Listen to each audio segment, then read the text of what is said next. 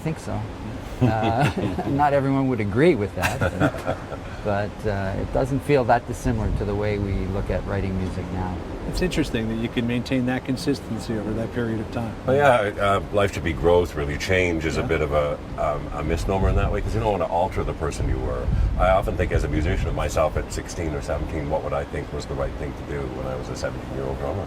And that integrity should survive, and you should be able to look back at old interviews and say, I still feel that. Old songs, you know, songs we wrote 30 and 40 years ago. But they were still true. They're still true for me now. I have grown in many ways, but it still embraces the kernel of what I began.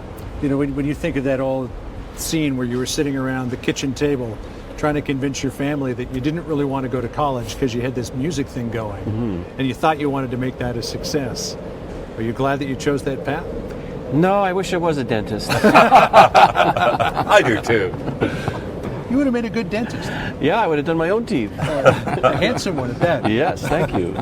We were talking about Limelight and sort of the juxtaposition of living life as a rock star, but then at the same time, the fact that living in the limelight sometimes carried with it things that were uncomfortable for you. That was 30 years ago, almost 30 years ago that we talked. Yeah. How has life in the limelight been for you since? Well, it's been pretty good. You know, you have to take the good with the bad. You know, it was my decision to be a musician. It was my decision to seek fame. So I only have myself to blame for the the vagaries of the lifestyle. You adapt, of course, over time. Certainly there's advantages to being in a successful rock band, obviously financial, and you get good tables at restaurants. And the negative, you just have to handle it. You just have to learn how to handle it. And I found in my life that the more casual attitude I have about it, the easier it is to get through it. And people generally, when they come up to me on the street, are pretty darn nice. They just want to say hello and say thank you in some way, and that's pretty nice. And the small percentage of those that aren't so nice, you just let it roll off you, kind of. And Neil, you have, I guess, out of the three guys in the group, the most difficult time interacting with people who you would describe as fans. Again, over time you become more adaptive, and plus I was saying about the motorcycling, I have anonymity all the time, and I talk to people in gas stations, I talk to people at rest areas, motels, and all. I have more contact with the regular people of America on an everyday basis than anyone, and it's only suddenly when something comes out and surprises you that somebody thinks of you as something other than the guy that was just standing there talking to them. Right.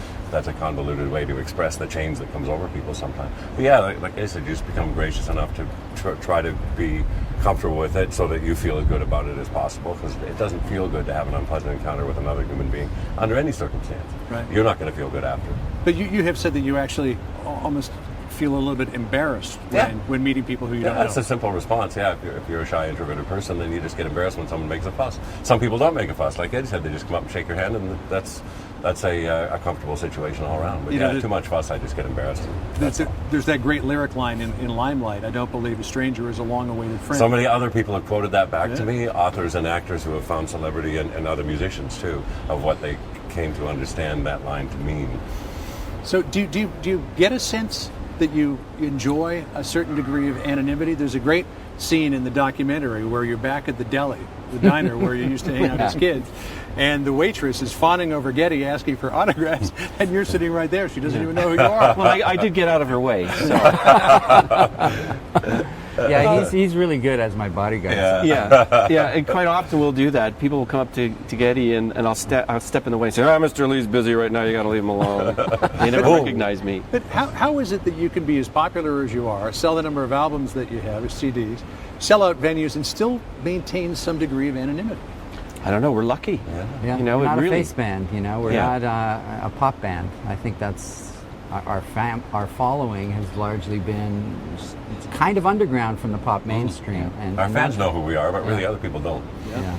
Although that's changing a little bit now, that because we're doing things like this. That's exactly it. I just changed my mind.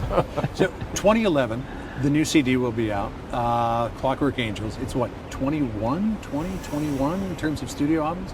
Do you even 20, I think, lost actually. count. Yeah, I think it's the 20th studio album. So I'm curious, 42 years doing this, August of 1968 is when you put the band together. How long do you think you'll keep doing it? No way to know. Really, my attitude is one project at a time, and let's see how it goes. Right now, we're having a blast. I don't think we've ever played as well together as we're playing on this tour, and that's making me really enjoy it a lot. So, you know, when you go through something like that, you think the future's bright right now. But, you know, life is random, life is unpredictable, anything can happen. So one step at a time. But you guys One are show still, at a time. You guys are still all in great shape. And handsome. And handsome. And debonair as well. Can you see yourselves doing this 10 years from now? You can't know a thing like that because don't of the know. physical limitations, you know. Yeah. Yeah. Time is time. And Are the knuckles beginning to ache yet? No, well, Oh, an yeah. ache all over. I always feel good if I come off stage and I ache everywhere. It's not my, you know, my knee or my elbow or my shoulder. I just hurt everywhere. That's fine. That's how it ought to be. I left it all on the ice. I would say that if we're playing this well in 10 years, there's a good chance that Then we'll we still will be playing. If we could be, then we will Yeah. be. Yeah. Wow. So what stops you from becoming geezer rock? Geezer rock. Yeah. Well, we always want to move forward. We always want to write new material. We're very curious to see where we go every time we get together and start writing. It's always a little bit of a surprise, and it's always very exciting, and we get very enthusiastic when we were writing and planning to record. It's a whole different world for us, and a real special one. Because of that sincerity of what we do, we can never know what we're going to come up with. We start exchanging ideas, and there's no commercial considerations or limitations from within or without. So we just pool our ideas. And the two songs that we wrote and recorded before this tour, we had no idea what they were going to sound like. None. We never discussed what should it sound like or any parameters. It's, who knows? This is what came out. Do you still get that sense of electricity every time you get together? It's not, oh God, we got to go into the studio and make another record. No, it never feels like that. Never. I mean, we're still a creative group. Yeah. We love being creative. We love writing. And it fuels the whole thing. And we elevate each other too. That's the other thing. It's not like anyone's idea. Here's my song. Let's play it. Yeah.